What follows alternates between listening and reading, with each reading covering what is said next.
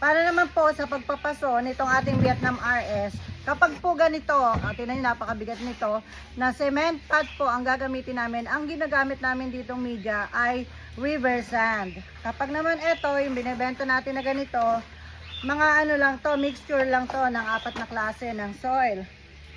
Mixture lang to ng lupa. Yan, okay lang yan. Kasi plastic yung taniman. Pero pagka ganito po, ililipat natin sa cement pot, kailangan po, ang inilalagay po namin ay river sand. So ngayon, river sand po ilalagay natin. So yung pinakamalaking butas nitong paso, nilalagyan ko ng bato. Hindi naman para mabarangan, kundi malesen lang yung sobrang laki niya. Kasi lulusot yung buhangin. So ito, lagyan mo na ng buhangin.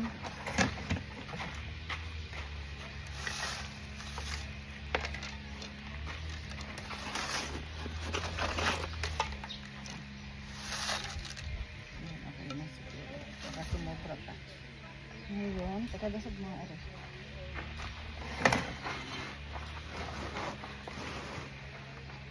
Tatapon kasi lupa, sayang.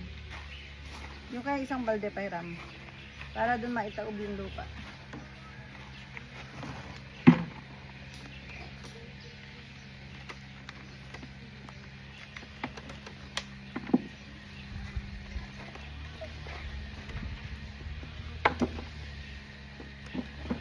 Kasi kailangan natin alisin yung ibang lupa nito. Kasi nga papalitan natin ng buhangin ng river sand. So kailangan alisin natin yung ibang lupa. Yan. So okay lang siya kasi maugat naman na siya. Wow. Bawasan mo yung paupo.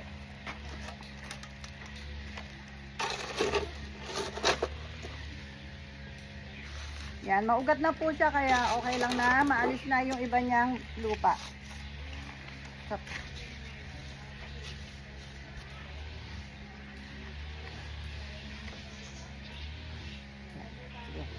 yan.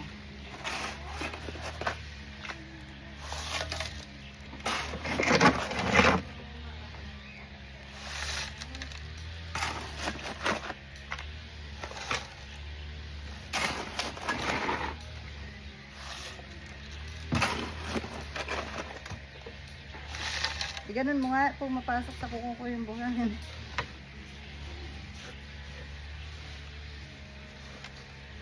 Dito pa. Ito pa. Hindi, ganun mo muna dito. Para pasukin din ng buhangin yung loob ng mga ugat.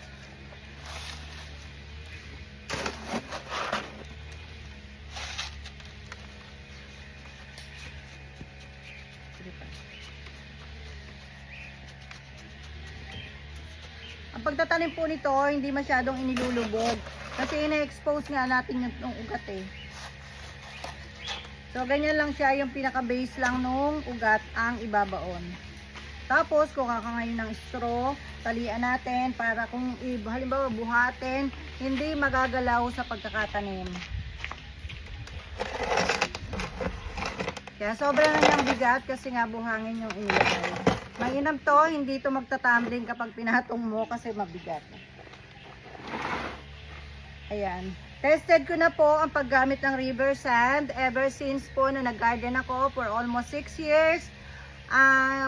Hindi po agad nabubulok yung ating RS kapag river sand ang gamit. Compare po sa ipa o kung ano-ano pong klase ng lupa. Kaya ayan.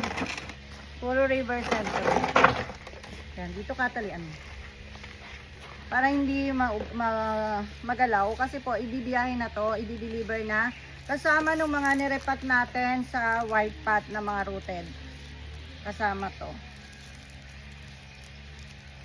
Yan, lalamove ang coir nito. Kaya siguraduhin natin na hindi gagalaw.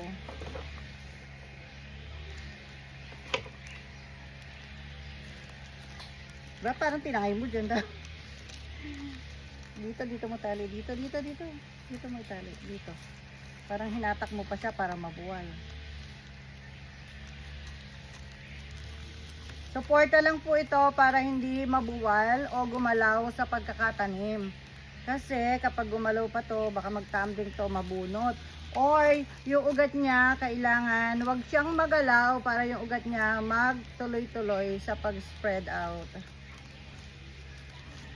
Kapag established na yung ugat niya, pwede na itong tanggalin. Yung mga 1 month, pwede nang tanggalin yan. Yan, dito naman sa ano na to.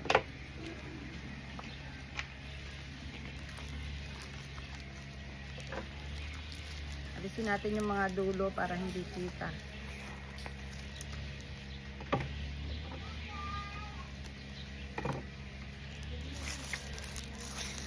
Yan, inuulit ko, suporta lang po yung mga tali na to para hindi gumalaw sa pagkakatanim.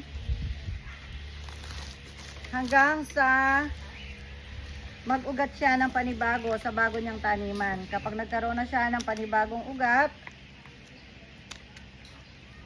pwede na siyang alisin. Mga 1 month yan, okay na.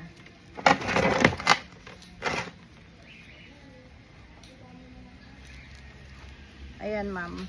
Meron ka pong pebbles, di ba? Lagyan mo ng pebbles po sa ibabaw para magandang tingnan.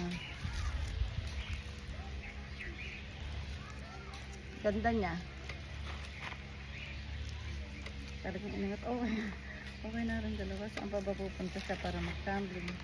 Okay na yung dalawa. Yan. Okay na yung dalawang tali. Yan. Yan. Okay na.